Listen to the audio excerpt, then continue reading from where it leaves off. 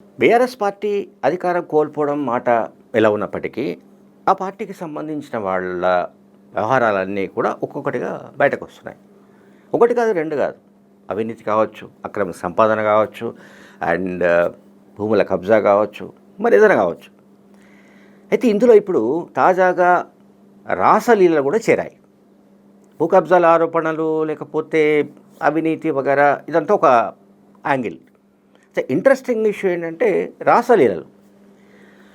ఆదిలాబాద్కు చెందిన మాజీ మంత్రి జోగు రామన్న వివాహేతర సంబంధాలకు సంబంధించి BJP sitting MLA, Adilabad MLA Payal Shankar తీవ్రమైన ఆరోపణలు చేశాడు.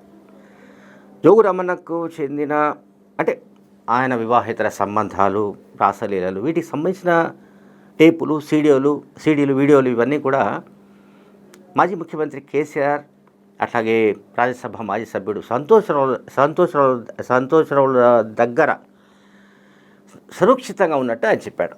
ఆయన ఒక బాంబు పేల్చాడు. నిజమా కాదనేది మనకి ఎవరికి తెలియదు.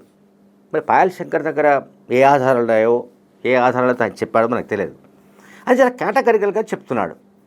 జోగు రామన్న అక్రమ సంపాదన కానీ, రాసలీలలు కానీ, ఆయన వివాహేతర సంబంధాలు కానీ, ఆయన చేసిన బ్రోకరిజం కానీ, వీటన్నిటికీ సంబంధించిన ఆధారాలు అప్పటి మాజీ సీఎం కేసీఆర్, అట్లాగే రాజ్యసభ మాజీ సభ్యుడు సంతోష్ రావుల దగ్గర ఉన్నట్లుగా పాయల్ శంకర్ బాంబు పేల్చాడు.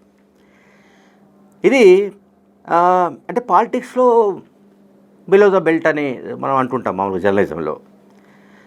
కానీ ఇప్పుడు ఇది దాటిపోయిందని అనిపిస్తుంది మనకిప్పుడు.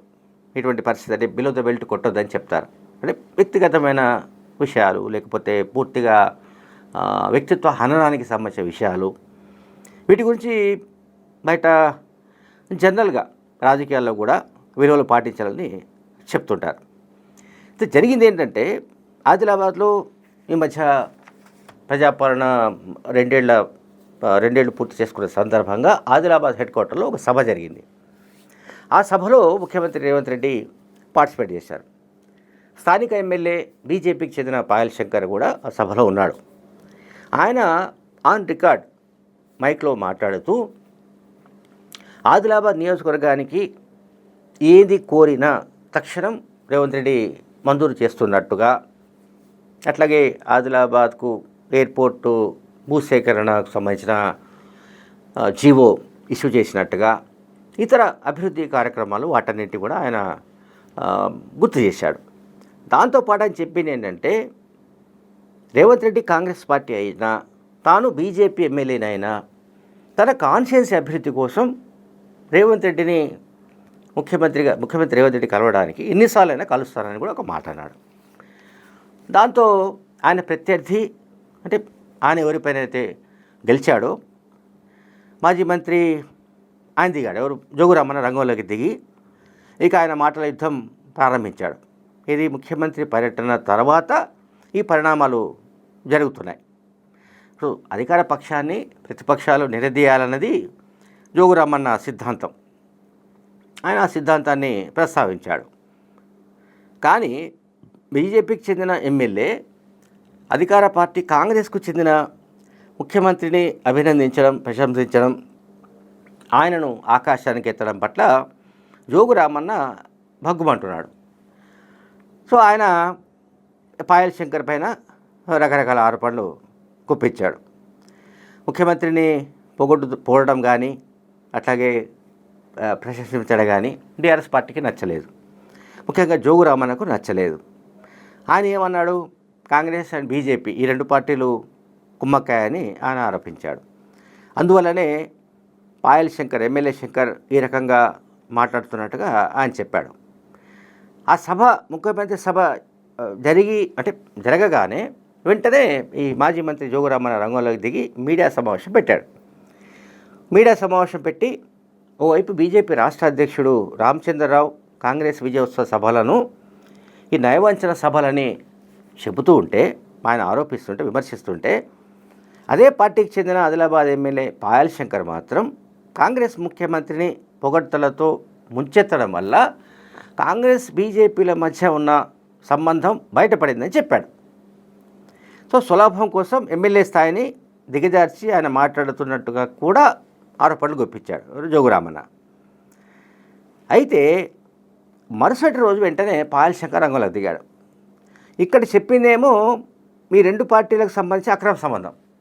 ఇప్పుడు పాయల్ శంకర్ ఏం చేశాడంటే, అసలు నీ జాతకం ఏమిటి, నువ్వు ఏం చేసావు మాజీ మంత్రిగా ఉన్న కాలంలో, ఎమ్మెల్యేగా ఉన్న కాలంలో నువ్వు ఏం చేసావు, నీ సంగతి ఏంటి, నీ అక్రమ సంబంధాల గుట్టేమిటి, నీ వివాహితర సంబంధాలు వగైరా రాసలీలలు వీటి గుట్టేమిటి, ఇదంతా ఎర్రవెల్లి ఫామ్ హౌస్లో ఉన్న కేసీఆర్కు తెలుసు. ఆయన దగ్గర సీడీలు వీడియోలు అన్నీ ఉన్నాయి, అట్లాగే సంతోష్ రావు దగ్గర కూడా ఉన్నాయి అని చెప్పాడు ఆయన. ఇప్పుడు వాళ్ళ దగ్గర ఉన్నాయో లేదో మనకు తెలియదు, మనం అడిగిన వాళ్ళ దగ్గర ఉన్నట్టు ఒకవేళ ఉంటే ఉన్నాయని చెప్పే అవకాశాలు అయితే లేవు. కానీ ఇక్కడ నేను చెప్పినది ఏంటంటే, రాజకీయ నాయకులు అంటే ప్రత్యర్థుల పైన చేసే ఆరోపణలు కానీ విమర్శలు కానీ అవి ఒక స్థాయి వరకు ఉంటే ఓకే, ఎవరికి పెద్దగా అబ్జెక్షన్ ఉండడానికి వీల్లేదు.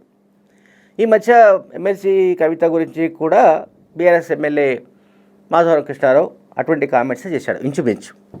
అంటే నీ వ్యక్తిగతమైన విషయాలు అన్నాడు, ఏంటో తెలియదు మరి. వ్యక్తిగతమైన విషయాలు కనుక బయట పెడితే నువ్వు అసలు బయట తిరగలేవు అన్నాడు. అంటే బయట తిరగలేని పరిస్థితికి తీసుకువెళ్ళే వ్యక్తిగతమైన విషయాలు ఏమిటి? ఇప్పుడు ఆమె లీగల్ నోటీసులు ఇష్యూ చేసింది ఎవరికి, మాధవరం కృష్ణారావుకు. అదొక వేరే ఎపిసోడ్. కవితకు బీఆర్ఎస్ పార్టీ నాయకులకు మధ్య జరుగుతున్న ఎపిసోడ్స్ను మనం చూస్తున్నాం. ఇప్పుడు ఇది ఆదిలాబాద్ హెడ్ క్వార్టర్ వేదికగా ఈ సన్నివేశాలు చోటు చేసుకుంటున్నాయి. పాయల్ శంకర్ పైన అంటే బీజేపీ ఎమ్మెల్యే పైన బీఆర్ఎస్ మాజీ మంత్రి జోగురామన్న అటాక్ చేయడం, జోగురామన్న పైన ఈయన అటాక్ చేయడం. ఈ అటాక్స్లో ఈ అవినీతి కుంభకోణాలు వగైరా వగైరా అవి దాటి వెళ్ళిపోయి రాసలీలల దాకా కూడా వెళ్ళిపోయింది. ఈ రాసలీలల వీడియోలకు సంబంధించి మరి నిజం ఎవరు చెప్పాలి? ఇప్పుడు కవిత ఎపిసోడ్లో మనం ఒకసారి గమనిస్తే ఆమె తమ పార్టీకి సంబంధించిన ఎమ్మెల్యేల పైన పెద్ద ఎత్తున విరుచుకుపడుతుంటే, పెద్ద ఎత్తున ఆరోపణలు గుప్పిస్తుండే, ఇంక్లూడింగ్ మాజీ మంత్రి హరీష్ రావు పైన కూడా ఆమె ఆరోపణలు సంధిస్తూ ఉంటే పార్టీ హైకమాండ్ నోరు బెదపడం లేదు. పార్టీ హైకమాండ్ అంటే ఎవరు? బీఆర్ఎస్ పార్టీకి సంబంధించినంత వరకు నాకున్న అవగాహన ప్రకారం కేసీఆర్ లేదా కేటీఆర్, హరీష్ రావు అయితే కాదు. సో వాళ్ళిద్దరిలో కేసీఆర్ ఏమో ఆయన మౌనమునిగా ఉన్నాడు అక్కడ ఫామ్ హౌస్లో, ఆయన మాట్లాడే పరిస్థితి లేదు. అంటే మీడియాతో కానీ మరొక రకం కానీ ఆయన ఏమీ ఈ మధ్యకాలంలో ఎక్కడ మాట్లాడలేదు. దాదాపుగా ఏప్రిల్ నుంచి సైలెంట్గా ఉన్నాడు ఆయన. ఇప్పుడు మాట్లాడవలసిన వ్యక్తి ఎవరు హైకమాండ్లో?